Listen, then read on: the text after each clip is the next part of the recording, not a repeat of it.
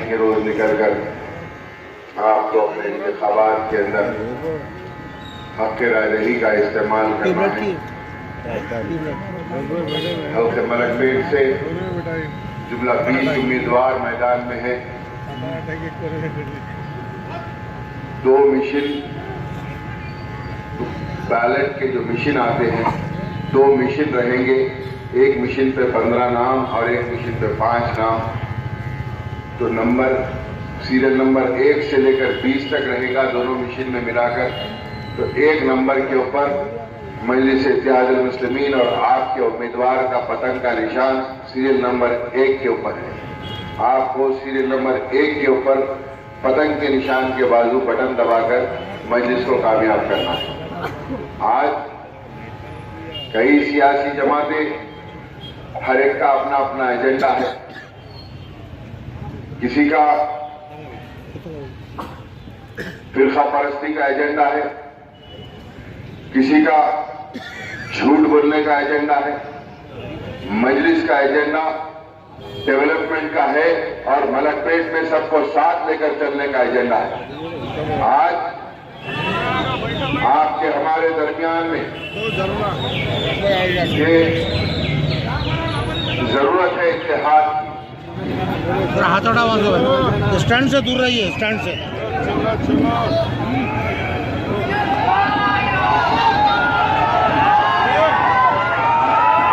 Barrister Asaduddin Owaisi, मजलिस इत्तेहादुल मुस्लिमीन।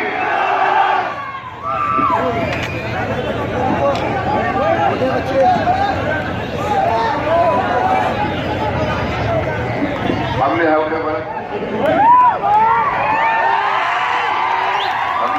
मलकपेट के अंदर बहुत सारे काम किए हैं।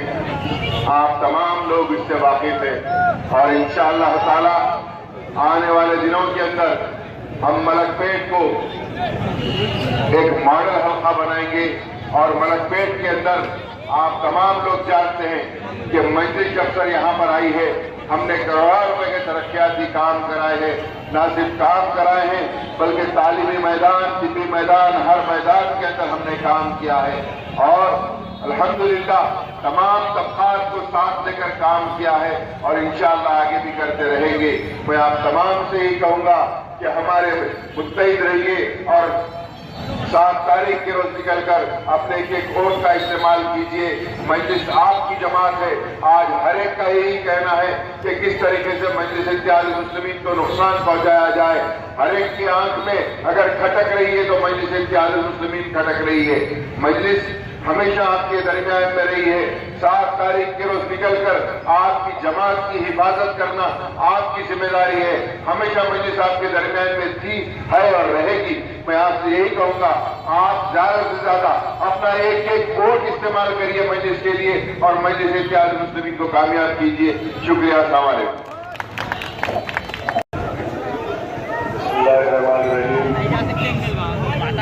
अस्सलाम वालेकुम वरहमतुल्लाहि वबरकातुहू।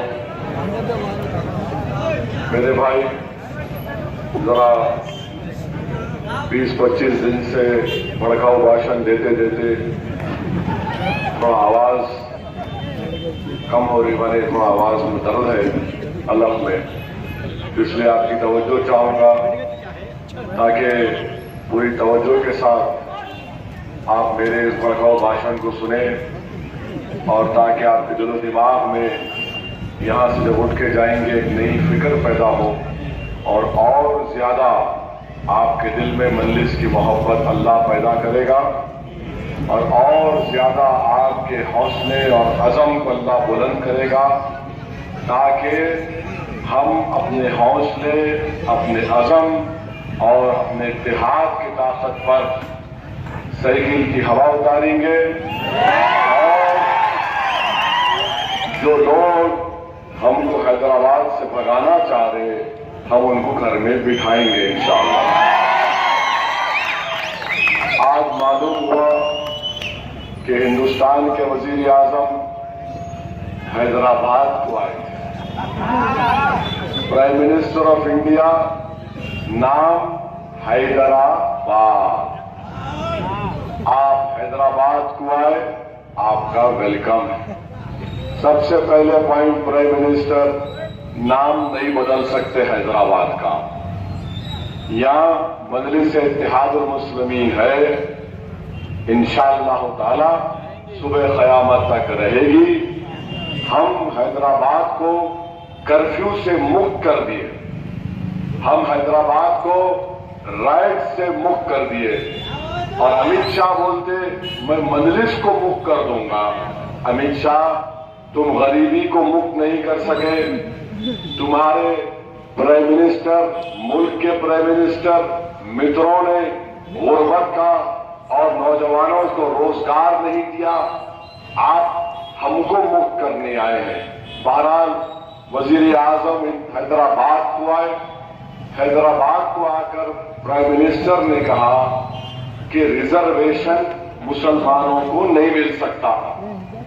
प्राइम मिनिस्टर को मैं रिक्वेस्ट करूंगा कि अगर आपको कॉन्स्टिट्यूशन समझ में नहीं आया तो एक अच्छे कॉन्स्टिट्यूशन जानने वाले को आप बिठाकर कॉन्स्टिट्यूशन समझ लीजिए। इसलिए ये कहीं की आवाज आ रही है यार, प्राइम मिनिस्टर का नाम लिए तो कुछ कर रहे हैं हमसे। तो प्राइम मिनिस्टर के पास जो डिग्री है वो एंटायर पॉलिटिकल साइंस की है। एंटायर एमए पॉलिटिकल साइंस होता, इनके पास एंटायर, और मेरे पास ओनली कोंचम लंदन की डिग्री है, लिंकन जिनसे 12 लाख। ये अलग बात है कि प्रैक्टिस नहीं करा, प्रैक्टिस करता तो कितों की प्रैक्टिस बंद होती थी, नहीं मालूम। मगर प्राइम मिनिस्टर के पास इतना बड़ा दिमाग है कॉन्स्टिट्यूशन का कि उन्होंने कॉन्स्टिट्यूशन नहीं पढ़ के बोल दिए कि रिजर्वेशन नहीं मिल सकता। Prime minister of India, article 15-16 पढ़ लो आप। आपकी सरकार कर्नाटका में थी, मुसलमानों का रिजर्वेशन कंटिन्यू हुआ। अब आप कर्नाटका में मराठाओं को दे रहे हैं तो क्या वो अलाउड है? लफ्ज़ मुसलमान को क्यों नहीं देते? हम मजहब के नाम पर नहीं प्राइम मिनिस्टर, हमारे सोशल एजुकेशनल बैकवर्डनेस के नाम पर। क्या प्रूफ है? Sachar committee, Mishra commission, Sudhir committee, prime minister of India, Sudhir committee पढ़ लो जरा। टाइम नहीं होगा कि इसको बोल के पढ़ के बना के दो, बोलो, वो भी नहीं पढ़ते। मगर बातें करते सबका साथ सबका विकास। मराठों को मिल सकता है, जाट को, गुज्जर को मिल सकता है, किसी को नहीं मिल सकता। तुष्टीकरण की राजनीति बोलते प्राइम मिनिस्टर।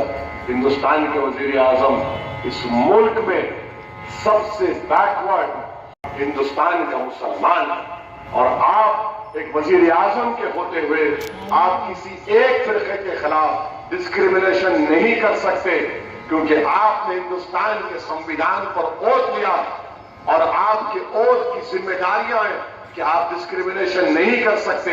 आप वजीर आजम ऑफ इंडिया है जिसमें मुसलमान है, और हमारी सोशल एजुकेशनल बैकवर्डनेस प्रूव हो चुकी है।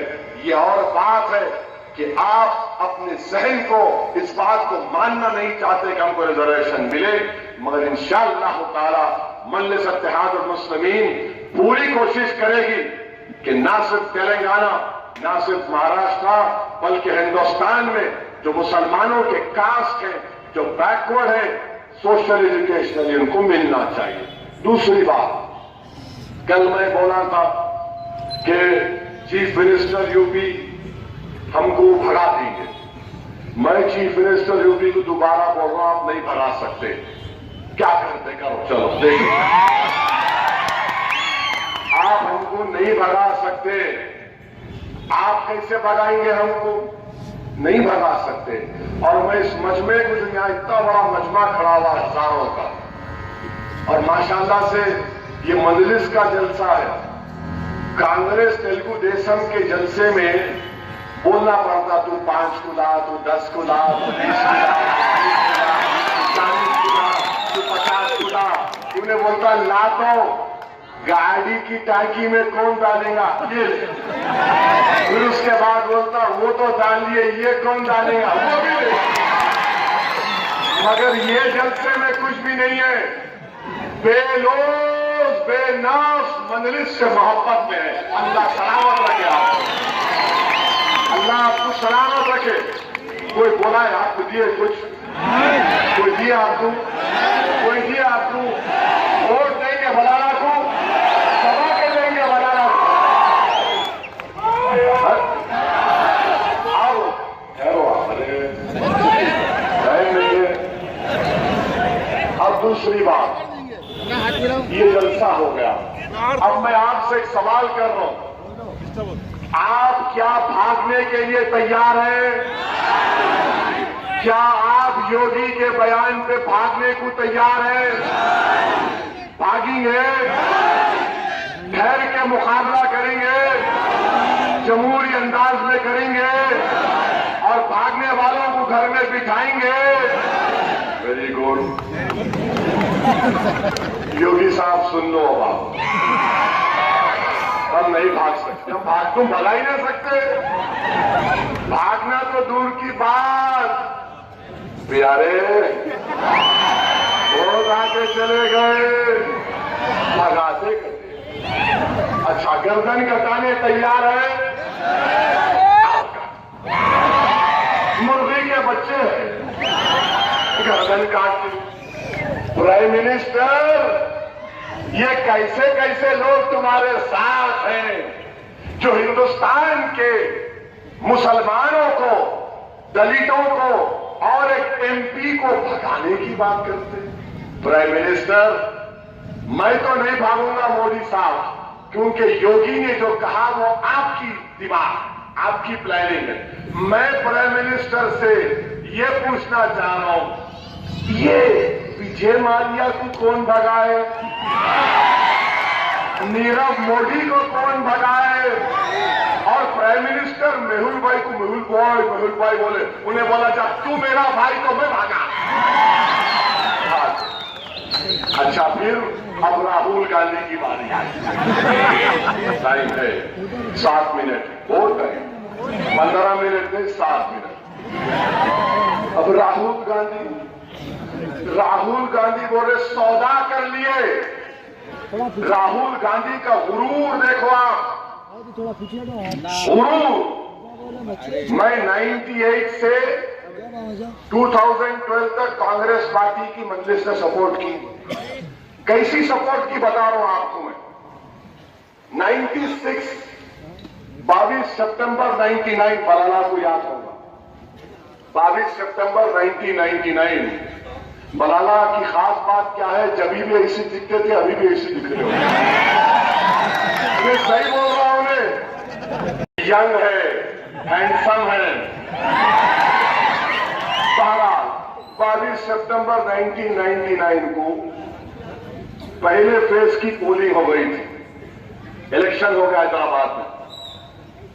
दूसरे फेज की पोलिंग थी, गणेश का जुलूस गया और शहरान के ऊपर दुकानों पर हमला हुआ, घरों में घुस के मारे। याद होगा आपको, मेरे को फोन करे वहां के खवातीन कि आओ निकल के, मैं दौड़ा।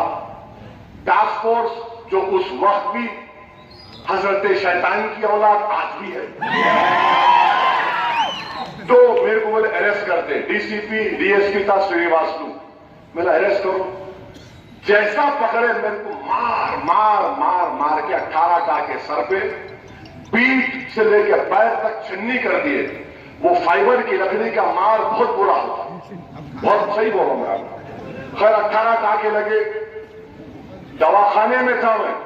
कांग्रेस के बहुत बड़े लीडर होते थे, साबिका चीफ मिनिस्टर विजय भास्कर रेड्डी, वो सालार से मिलने ओवैसी हॉस्पिटल आए।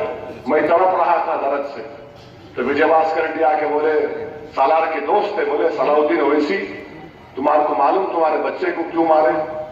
तो सालार बोले क्यों? नहीं बोला आपको बेटा आपका? बोले नहीं मेरे को बोले थे। बोले आपका बेटा कल कांग्रेस की तारीफ के लिए सेकेंड फेज की पोलिंग के लिए गुंटूर जा रहा था, राजशेखर इनको फोन करके बोला था। तो ये चंद्राबाबू नायडू अपनी टास्क फोर्स को बोल के मुझे पिटाया, मारने लगाया, 18 टाके सर पे। और राहुल गांधी तुम बोलते मैं सौदा किया। राहुल गांधी, अगर एक वो पुलिस की लकड़ी का मार पड़ गया ना तुम्हारे को, तो तुम खाली भूल जाना पूरे बातों को। ये जिस्म जो है ना तुम्हारे सामने राहुल गांधी, इस पे लट खाए हमने, सर पे मार पड़ा, हम खाक और खून के दरियाओं से गुजरे। तुम्हारी पार्टी के लिए जा रहा था, मेरे लिए नहीं। पूछो कांग्रेसियों से। अनु बोलते सौदा करे, कौन सा सौदा करे भाई, तुम्हारे लिए जा रहे थे। प्रणब मुखर्जी का इलेक्शन था प्रेसिडेंट का, मैं खड़े होकर बोला था कि देखो तुम्हारे कांग्रेस के एमएलए आंध्रा, उस वक्त आंध्रा था, वोट खिलाफ देने वाले कौन है, मेरा ये नाम ले लो। मालूम करके बोले तुम्हारू कैसा मालूम हुआ? बोला हम लोगों का काम वही है, किसके घर में कौन सी हंडी पकड़ी हम बोल देते। हमारे को नहीं मालूम कौन जाके किससे क्या करना मालूम, हम भी बोल रहे ले लो प्यारे, काम अपना करो। तो खैर आके बोले नहीं आप जाके जगनमोहन रेड्डी को बोलो उसके पास से मिले। मैं बोला मैं नहीं आता, नहीं आप जाओ जाओ जाओ। कांग्रेस के बड़े बड़े लीडर बोले पूछो राहुल गांधी, तुम्हारे घर में पूछो तुम कौन बोले थे ओवैसी को। मैं चंचलगौड़ा जेल गया, जगनमोहन रेड्डी आधा घंटे तक मेरे से बहस करते रहा। कैसा भाई आप मेरे वालिद के करीबी दोस्त थे, आप इतने महीनों के बाद मेरे से आके मिले। मैं बोला भाई बात सही है। बहरहाल उसको समझाया, मैं बहुत खुश हुआ। बोला सब भाई आप आए मेरे पास, आप जाके ऐलान कर दो, प्रेस वाले बाहर है। बोला नहीं भाई मैं नहीं करता, मैं कांग्रेसियों को बोलूंगा कि आकर आपकी वालदा से मिलो। बहुत खुश होकर लपटा लिया मैं। आए प्रणब मुखर्जी, इनके वालदा से मिले, जीते इलेक्शन। मैं एक सौदा करा। जगनमोहन रेड्डी क्या बोले कि मेरे वालिद उनके एक्सीडेंट से 4 दिन पहले मेरे को बोले असदुद्दीन ओवैसी वो आदमी है, जब न्यूक्लियर डील के वक्त मैं सबसे जाके पूछा क्या करना, असद वाहिद आदमी था जो मेरे को बोला कुछ नहीं चाहिए साहब, सिर्फ मेरा डेवलपमेंट करो, ओल्ड सिटी का डेवलपमेंट करो, मुसलमानों की मदद करो, कुछ काम करो। आप बोलते हम सौदा करें। चंद्रबाबू नायडू इनके दोस्त है। 96 में मेरी शादी हुई। मेरी शादी से 2-3 दिन पहले बंद मनाया गया, दारुशफा पे फायरिंग हुई, पत्थरगट्टी पे फायरिंग हुई। अमजदाबाद का एक बच्चा असद नामी उसमें शहीद हो गया। मैं आज भी उस नजारे को नहीं भूल सकता कि असद की बीवी को जाकर मैंने उस्मानिया के दवाखाने में कहा कि आपका शौहर मर चुका है, वो बच्ची ऐसा बेहोश हो गई। मैं 4 बॉटल 5 बॉटल खून दिया। चंद्रबाबू नायडू को जाके बोला कि देखो सर, तो चंद्रबाबू नायडू क्या क्या मालूम आपको, मेरी शादी के दूसरे दिन बहस लगाया। मैं बोला कैसा कर रहे आप ये? मुस्कुरा के बोला हम चाह रहे तुम नहीं आना। मेरी शादी ऐसा रात में हुई, सुबह 7:30 बजे उठ के समझी गया मैं, लड़ा असद के लिए, उस बच्चे के लिए तहकीकात करवाया, उसको एक्सग्रेशिया दिलाया। और आज भी मेरे घर में हमारे घर वाले जब तंग करना याद दिलाते तो सुबह उठ के भागे थे। अभी लोग बोलते भगाते, कितने भागे, क्यों गया असेंबली को मैं? क्योंकि मैं ये गम को जानता हूं भाई, मैं घरों की तकलीफ को देखता हूं। मैं एक मरने वाले की मौत मेरे सीने में दर्द होता है मेरे, इसीलिए उठ के गया, मैं लड़ा। तुम क्या करे बताओ? आज तुम वही चंद्रबाबू नायडू के साथ अलायंस करके आप हमको ये बताना चाह रहे हैं। बहरहाल मेरे अजीज दोस्तों और बुजुर्गों, मुत्तहिद रहिए, एक वोट का इस्तेमाल करिए। बीजेपी को हराएंगे मलकपेट से, इंशाल्लाह हराएंगे आप लोग। और जो बीजेपी की बी टीम बन के आ रही राहुल की, नायडू की, उसको हराएंगे आप लोग। एक वोट को इस्तेमाल करिए, अपनी पार्टी की बरतरी को और अपने रोब और दबदबे को बरकरार रखिए। शुक्रिया, खुदा।